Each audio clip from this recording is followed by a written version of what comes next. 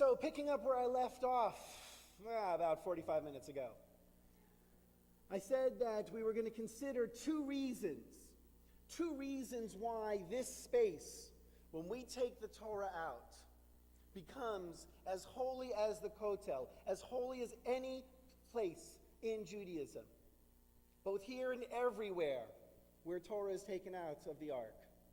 So the first reason I gave was to ground this ritual in its history, and for us to be sensitive to and aware of how amazing it is that we are able to come so close to our sacred text, that we're able to touch it, that we're able to read from it and study from it together.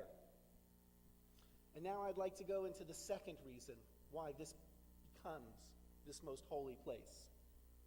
And to understand this reason, I'd like to share a story. It's an old story. And it goes that a rabbinical student went up to his rabbi and said, "Rabbi, Rabbi, Rabbi, you'll be so proud of me. I have been through the entire Torah and the entire Talmud again and again and again and again. I have studied it so much that I can't even tell you how many times I have been through the Torah and the Talmud." To which his rabbi looked at him and said, "That's great that you've been through the Torah and Talmud so much. But," he said, "how much of it has actually gone through you?" When we take the Torah out, it is not just for the sake of parading it around. We don't bring it around here and up unto this bima in order to read from it just because. The purpose of studying Torah, of engaging in Torah, of touching Torah, is ultimately in order to internalize Torah. And that's what the rabbi meant. It is easy to read through the Torah, just like it is easy to read through a book. But the question isn't, can you get through the book? It's whether the book actually gets through to you. That's the important question here. Our challenge when we take the Torah out is to also be able to bring it in and internalize it. I was sharing with Shior, the lesson that we have prior to services, that when we look at the word Shema, we often translate it as "Hear, O Israel." Shema Yisrael, "Hear, O Israel." But the reality is, and I didn't need 3 teenage boys to teach me this, there is a big difference between hearing and listening. Right? You can hear something but not listen to it. Shema, therefore, also means to listen, which is to say not to just let it go by, but to actively engage in the words that we're hearing.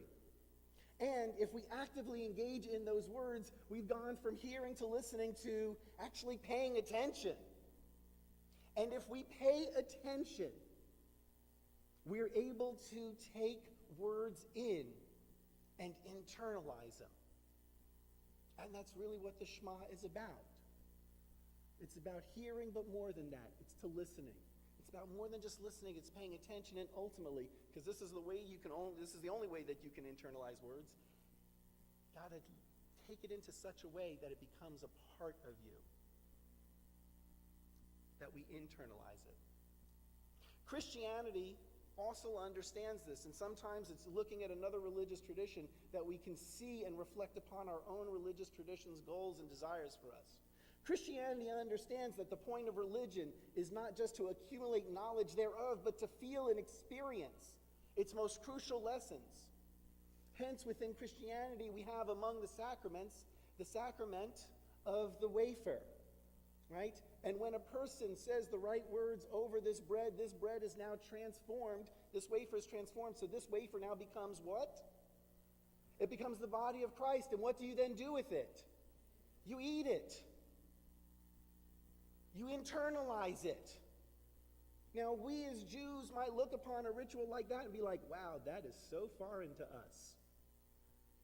But that's because we're thinking too literally and we're not understanding this metaphor and the symbolism of that move.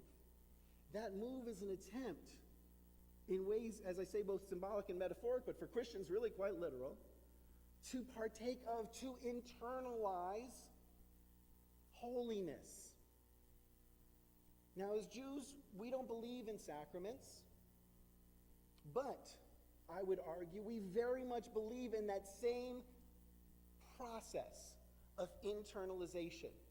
And that our goal, our challenge is to be able to take the words of Torah and internalize them.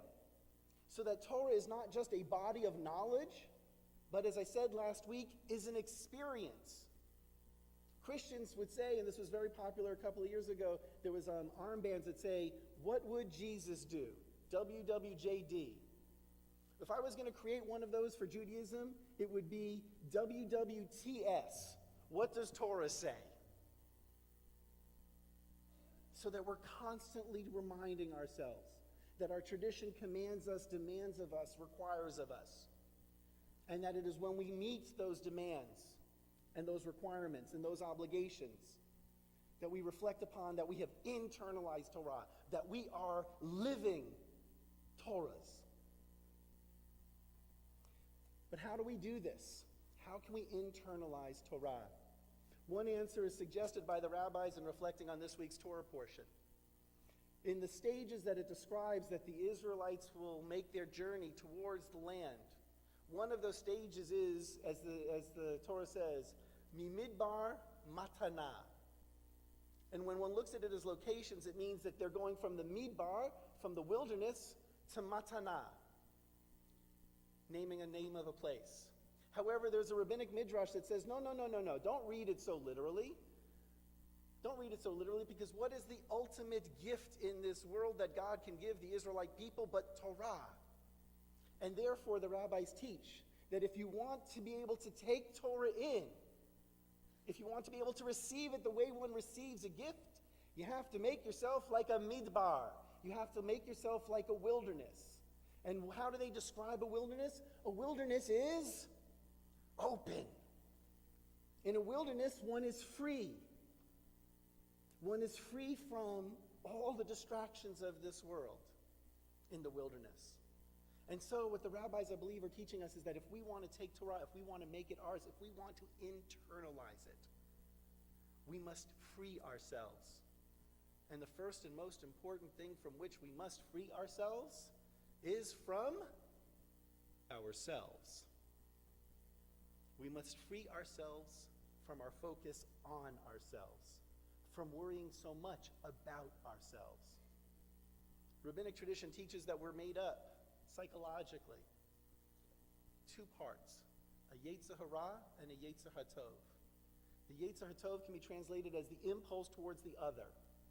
The Yetzer Hara can be translated as the impulse towards self. Now, a certain amount of focus on ourselves is very appropriate and good, because if we didn't focus on ourselves, we would not be able to survive. But our challenge is that we focus on ourselves too much. And so we go from worrying about self-preservation, which is appropriate in Jewish tradition, to preservation of myself, my own sense of who I am. And therefore, we need to be able to free ourselves from that obsessive worrying about preserving ourself. Because that focus on ourself blinds us to the other who stands right next to us, from the other who stands right in front of us, from the other who stands right beside us. We need to free ourselves from ourselves so that we can internalize Torah, so that we can live Torah. The purpose of this Torah service as ritual is to be interruptive. It is to cause us to pause, to stop, to wake us up. It is a dramatic moment that is meant to call us out of our sleepwalking and remind us of what it is that we can be, to what we can aspire. Our challenge is, though, that sometimes with things that we've been doing for a long time, we kind of forget this. And so the Torah service no longer becomes interruptive. Taking the Torah out, as I noted before, and by the way, I'm as guilty of it as the next person, is a time for chatting with your neighbor. Makes sense. But in this sense, I would say the Torah, when we take it out and put it back is a lot like what one of my favorite political commentators, George Will, described as President Obama's effect on foreign affairs in his first term. In noting how many crowds of people, thousands upon thousands of people, would come out to greet President Obama whenever he visited a foreign country, George Will noted that President Obama, when it comes to being abroad, is both adored and ignored. Which is to say, they adore him, and then they pay absolutely no attention to what he asks of them in terms of foreign policy. Now, I will let it for the more politically astute in our congregation to argue with one another about that. However, this notion of adored but ignored is very true of Torah. We take the Torah out, we march it around, we stand when it comes, we kiss it, and then what do we do? Right? We forget that this is where our attention is meant to be. This is where our focus is. And in doing so, we present an obstacle to ourselves to being able to not only take the Torah out of the ark, but complete the process by taking the Torah into our hearts. There's a very famous teaching, and I know it's famous only because Rabbi Silver taught it to me yesterday. It comes from the Talmud. It's a teaching of one of the Talmud's famous rabbis, a gentleman by the name of Rabbi, who taught, Kulhu gufe druptike minhu. All human beings are vessels. But, he goes on, and happy are they who are worthy of being druptike doraita. Happy are they who are worthy of being vessels for Torah. For that is the way Judaism looks at things. And that is what our tradition commands us to struggle to be a vessel, to be able to internalize and actually live Torah. So why is it what just happened over these past 45 minutes, past hour? Why is it what happened in this space make this the most holy place in Judaism? Simple, really. Because this is where we take Torah out, and this is also the place where we remind ourselves of the importance of taking or bringing Torah in. Shabbat Shalom, everyone.